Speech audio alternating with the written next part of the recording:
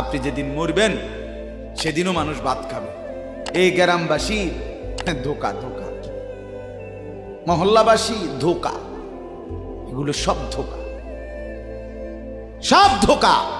বন্ধুরা ধোকা, স্ত্রী ধোকা, এগুলো সব ধোকা। সব ওই রাত্রে খানা খাবে, আপনারে দাফন করে আসে, আরো বেশি খাইব মানুষের ঘরের থেকে যাইতে আইনা ভাত খাওয়া।